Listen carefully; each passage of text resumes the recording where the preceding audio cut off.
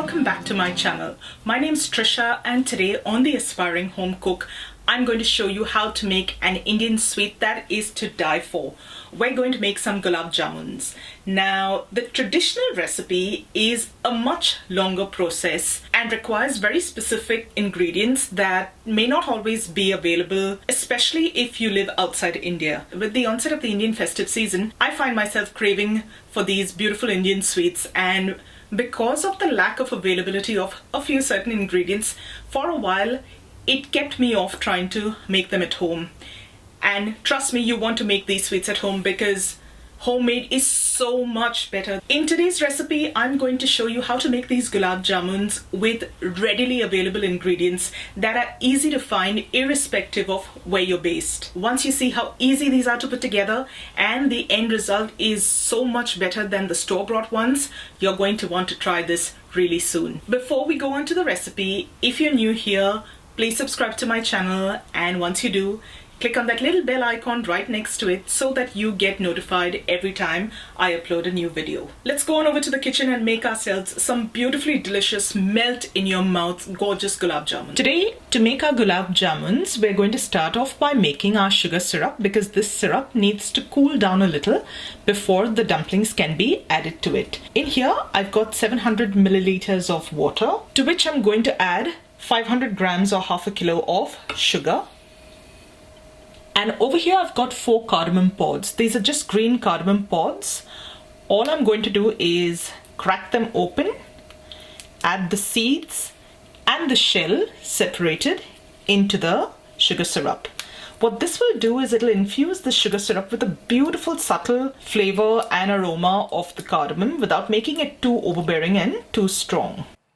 If you'd like, over here you can add cardamom powder instead. So all that cardamom's in there. I'm now going to turn my heat on and bring this to a boil on some medium heat. Now, while handling sugar, you've got to keep a few things in mind. One, you can stir this solution as long as it takes the sugar to dissolve. But once your sugar has dissolved, stop stirring immediately. You can swirl the pan around gently. If you continue to stir after that sugar has dissolved, your syrup is going to caramelize. So I'm just going to leave it on here, keeping an eye on it till it comes to a boil. You can see that the sugar syrup that I had placed on the gas earlier is now starting to come to a boil. All of the sugar has dissolved. It is now boiling. I'm just going to lower the heat and let it simmer for 5 minutes. In the meanwhile, we can get started with our gulab jamun. To a large mixing bowl, I'm going to add 220 grams of milk powder. I'm using an unsweetened milk powder today. In goes half a cup of all-purpose flour or maida, half a teaspoon of baking powder, and using clean hands, you're just going to mix these ingredients up first. To this, we're going to add 1 tablespoon of ghee or clarified butter.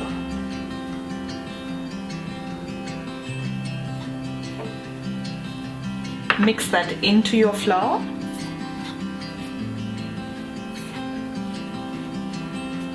And just break down any larger lumps of ghee that you might find. And now, using a little milk, we're going to bind this to a dough. I've got half a cup of milk over here. I'm not going to use all of it. I'm just going to use as much as I need to bind this into a dough. Remember, this is milk powder here, so you won't need as much liquid as you would for a regular dough. So start with smaller portions of milk and add more as you need.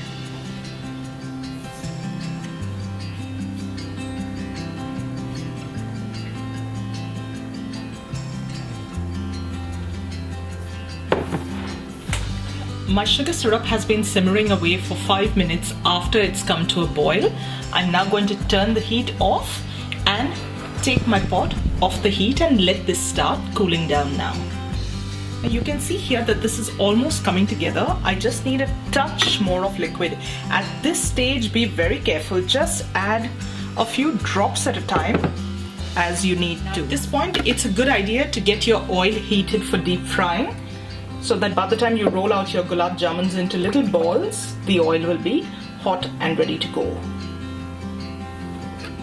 I've got my oil heating up over a medium heat now. In the meanwhile, we're going to get started shaping our gulab jamuns. Now before I move on, you know that I had taken half a cup's worth of milk. I still have some left over, so you may not necessarily need quite half a cup. Just go by feel. All right, now as far as your gulab jamuns go, you're going to take a little of that dough. Make sure you get rid of any cracks on the outside. If you've got cracks on the outside, when you fry these little balls, those cracks will just get accentuated. Once you're nice and certain that all the cracks have been taken care of, you're going to roll them into little balls. Now, this is a fairly forgiving dough, so if you see any cracks while rolling, just smoothen them out with your hands as you go along. Now these gulab jamuns will puff up and expand when they're fried and then when they're soaked in that sugar syrup. So I recommend making them smaller than you think you'd like. Sizing again is all up to you. I've got a nice shiny little ball. I'm just going to set that aside on a plate and continue with the rest of my dough. This quantity is enough to give you 20 to 22 gulab jamuns depending on how you portion it out. Irrespective of what size you pick, try and keep these portions evenly sized because that way they'll cook better since they're fried off in batches. Right, so I'm just going to roll all of these off and I'll see you when it's time to fry. Before we start off with the frying, I'm just going to show you a little bit of my setup. I've got my slightly cooler sugar syrup waiting here, and right next to that, I'm going to be frying. Once the gulab jamuns have fried off, you're going to drain off any excess oil right here and straight away put the gulab jamuns into that sugar syrup. How do you know when your oil is ready? I've got a small pea-size portion of that dough. My oil feels fairly warm and I'm just going to gently drop it in. Now I can see that it starts sizzling straight away. It comes to the top and is cooking off really nicely. I know that my oil is hot enough now. If that ball chars instantly, you know that that oil is too hot and you want to take it off the heat, let it cool down a tiny bit before you proceed, otherwise your gulab jamuns are going to burn. I've managed to get a nice beautiful color on my gulab jamun. Now essentially what you'll do is this with the larger ones. Once that's ready, simply pop it into that sugar syrup. Now over here I've got all my pieces of dough rolled out into little balls. I managed to get 28 pieces this time around. Again, it depends on the size that you go for. Carefully place these into the hot oil. Remember, you don't want to overcrowd that pan. You want to keep enough room in there to help you manage the batch. And you're ever so slowly going to move them around very gently so that they cook off evenly on all sides.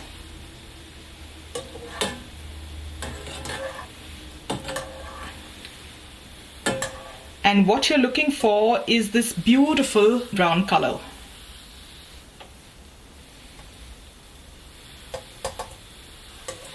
Okay, now we're going to drain off any of that excess oil. And straight away, this goes into our sugar syrup that's waiting on the side over there. And we're going to continue doing this with the rest of our batter. And now I'm just very gently going to move them around in that sugar syrup. Very, very gently, hardly making contact with them. You don't want to stir that syrup too vigorously. Just moving it a tiny bit in there. And you're going to continue with this process. Now, what I find is that instead of overcrowding the pan with the sugar syrup, once the gulab jamuns have soaked in a fair bit of the syrup, gently, very gently move them into a shallow dish like this. At this point, you can ensure that you don't get any of that cardamom seed and skin in there. Now we're doing this so that the gulab jamun don't crush one another. I find that sometimes, since these are so delicate and melt in your mouth, if they're placed one on top of another, they can weigh each other down. And at all times while handling these gulab jamun, you've got to be very gentle because they're so delicate. I'm going to take this over now and continue cooking off the rest of my gulab jamun. And once you've got all your gulab jamun into your dish, you're going to gently pour over the rest of that sugar syrup so that it can keep drinking that sugar syrup in. And there you go, guys. You've got a batch of instant homemade gulab jamuns without using a packet mix. I love this recipe because it's so easy to make and you will not believe how tasty these gulab jamuns turn out to be. They just melt in your mouth. Right, let's serve ourselves a couple.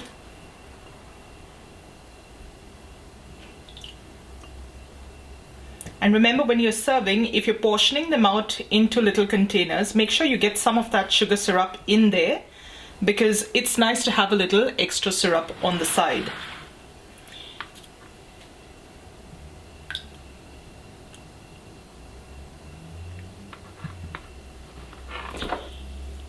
For our last little flourish, we're going to sprinkle some chopped pistachios over. If you don't want to, you can omit this step completely. The taste will still be equally good.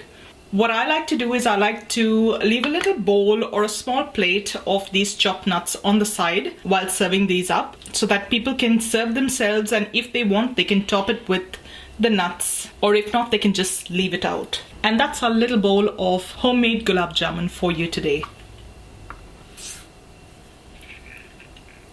That spoon just sinks in so beautifully. Now these are still fairly warm.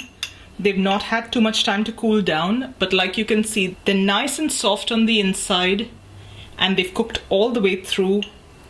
They're still soaking up some of that sugar syrup, so I would recommend leaving them to do their thing for a bit. Alright, so let's see how we go. They're literally like little pillows. They just melt in your mouth. I can't tell you how good these are. So guys, I hope you enjoyed today's video. If you did, don't forget to give this video a thumbs up and share it with family and friends that you think will enjoy it. And I do hope you have an opportunity to try out these gulab jamuns soon. Thank you so much for joining me today. I'm going to see you really soon with another delicious recipe. So till then, take care. Bye.